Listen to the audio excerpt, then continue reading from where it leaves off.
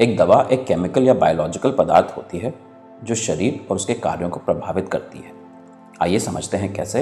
Aspirin का उदाहरण लेकर। एस्पिरिन की गोली निगल लेने के बाद वह आपके डाइजेस्टिव सिस्टम में कई चरणों की एक यात्रा पर जाएगी। चलिए देखते हैं।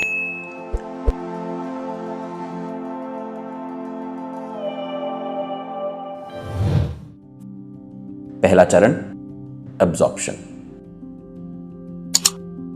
एस्पिरिन की गोली खाने की नली से होकर पेट तक पहुंचती है, जहां ये बहुत छोटे छोटे कणों में टूट जाती है। इन कणों का अगला पड़ाव होगा छोटी आंत यानी स्मॉल इंटेस्टाइन।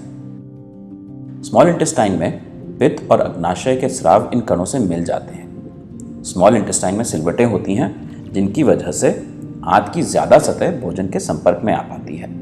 इन सिलवटों पर उंगलियों की आकार की छोटी छोटी बनावटें होती हैं, जिन्हें विलस कहा जाता है।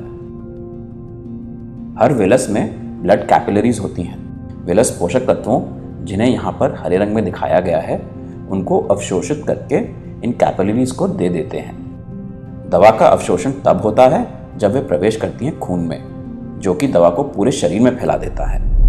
अगला चरण, डिस्ट्रीब्यूशन।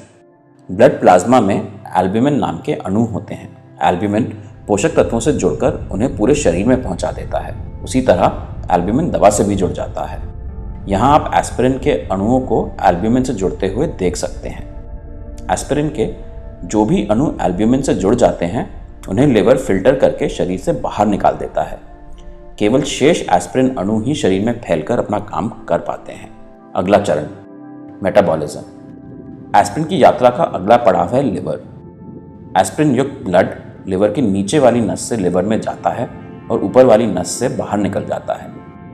लिवर फिल्टर की तरह काम करता है। ये दवाओं को शरीर में फैलने से पहले मेटाबोलाइज कर देता है। एस्पिरिन की बहुत कम मात्रा ही सफर में आगे बढ़ती है और दर्द वाली जगह तक पहुंचती है। आपका शरीर एस्पिरिन को इतना फिल्टर कर चुका होता है कि उसकी ली गई मात्रा में से केवल 68% ही शरीर पर कुछ असर कर पाती है। इस प्रतिशत को दवा की जैव उपलब्धता या बायो अवेलेबिलिटी कहा जाता है। अगला चरण, एक्शन। अब हम उस जगह पहुंच चुके हैं जहां स्किन के टिश्यू को चोट लगी है।